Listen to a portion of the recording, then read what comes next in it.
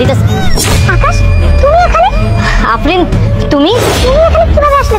তুমি তো 1 বছর আগে মারা গিয়েছিলে। হ্যাঁ আফরিন, তোমরা শুনেছিলে হয়তো আমি মারা গেছি, কিন্তু আমি মারা যাইনি।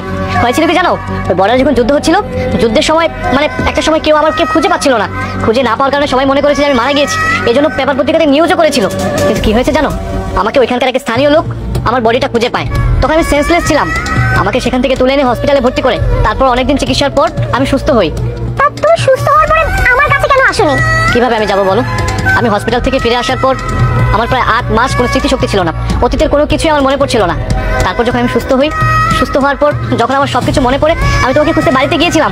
তারপর বাড়িতে গিয়ে তোমাকে অনেক খোঁজাখুঁজি করি, কিন্তু আমি গিয়ে দেখি সেই বাড়িতে তুমি নেই। তুমি নাকি বাড়ি বিক্রি করে দিয়ে চলে গেছো। অনেক খুঁজেছি, কোথাও তোমাকে পাইনি। তখন আর কি করব, ভাবলাম তুমি হয়তো অন্য কাউকে বিয়ে করে অন্য কোথাও চলে গেছো। এই জন্য আর কি তারপর তোমাদেরকে খোঁজা আমি বন্ধ করে দিই।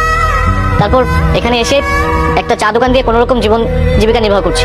আমি যখন খবর পেয়েছি যে তুমি মারা গেছো, নিউজে হয়েছিল, নিউজেও জানতে পারি যে তুমি আর বেঁচে নেই। আর তাছাড়া আমি তো অনেক একা হয়ে গিয়েছিলাম। কোথাও যাওয়ার জায়গা ছিল না আমার। আর সারা বাড়ি জুড়ে তোমার স্মৃতি ছিল। ওই স্মৃতি আমাকে কুড়ে কুড়ে খাচ্ছিল। তাই আমি বাড়িটা বিক্রি করে দিই। বিক্রি করে দিয়ে আমি একটা ফ্ল্যাট কিনি। সেই ফ্ল্যাটে আমি থাকা শুরু করি। তারপর প্রতিবেশী এক ভাইয়া আমার কাছে আসে। এই দাঁড়াও, কি বলো তুমি?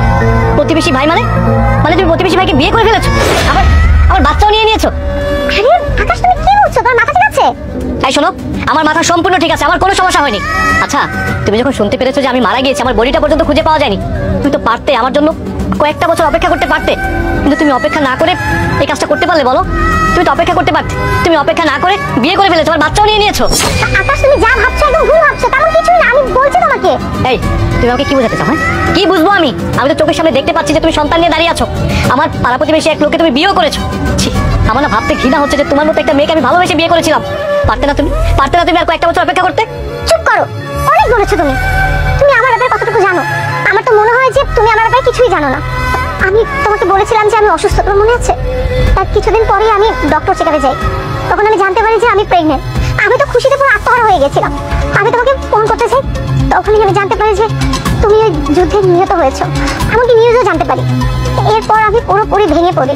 আমি কি করব কিছু বুঝতে পারছিলাম না। আমার দুনিয়াটা একদম ছোট হয়ে আসছিল।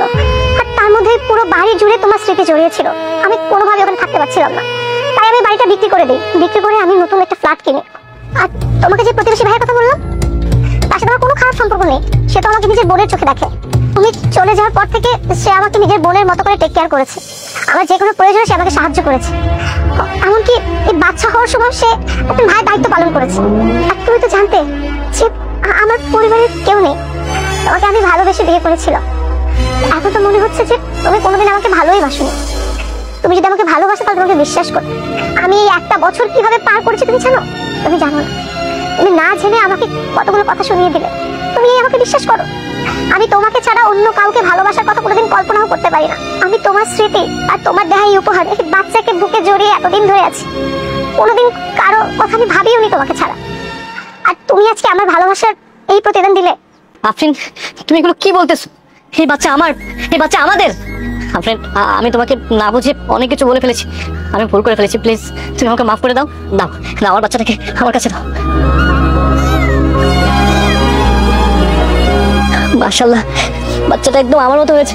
দেখো, নাকটা একদম আমার মতো, চোখগুলো। আফরিন, আমি তোমাকে না বুঝে তোমার সম্পর্কে অনেক আজে বাজে কথা বলেছি। আমার আসলে এই কথাটা বলা একদম উচিত হয়নি। প্লিজ প্লিজ তুমি আমাকে মাফ করে দাও। একটা কথা কি জানো, তোমরা যারা দেশের জন্য কাজ করো তারা তো বছরের পর বছর, মাসের পর মাস বর্ডারে গিয়ে পড়ে থাকো। আর আমরা তোমাদের আশায় থাকি যে কখন আমাদের স্বামী বাসায় আসবে। কোনোদিন তোমাদেরকে ছাড়া অন্য কারো চিন্তাও করতে পারি না আমরা। আমাদের সারাদিন ধ্যান ধারণায় তোমরাই থাকো। কিন্তু যখন স্বামী তার স্ত্রীকে অবিশ্বাস করে, এর থেকে কষ্টের মনে আর কোনো কিছু হতে পারে না। আমি এতদিন তোমার জন্য কষ্ট পেয়েছি, দুঃখ পেয়েছি, তাতে আমার কোনো আফসোস নেই। কিন্তু তুমি যে আমাকে নিমেষেই অবিশ্বাস করে ফেলেছো, এর থেকে কষ্ট মনে হয় না আমার জীবনে আগে আসতে পারে। তোমার কাছে একটা রিকোয়েস্ট করি, কোনোদিন আমাকে অবিশ্বাস করো না। কারণ অবিশ্বাসের কারণে না একটা সম্পর্ক নষ্ট হয়ে যায়। আফরিন, প্লিজ তুমি এভাবে বলে আমাকে আর লজ্জা দিও না। আমি তো বললাম, আমি বুঝতে না পারে তোমার সাথে এসব কথা বলেছি, তোমাকে আজে বাজে কথা বলেছি। আজকের পর থেকে এই সন্তান নিয়ে আমরা নতুন ভাবে আগের মতো সংসার শুরু করব। আজকে থেকে আমাদের একটা নতুন জীবন শুরু হবে। আফরিন, আজকের পর থেকে আমি তোমাকে কোনো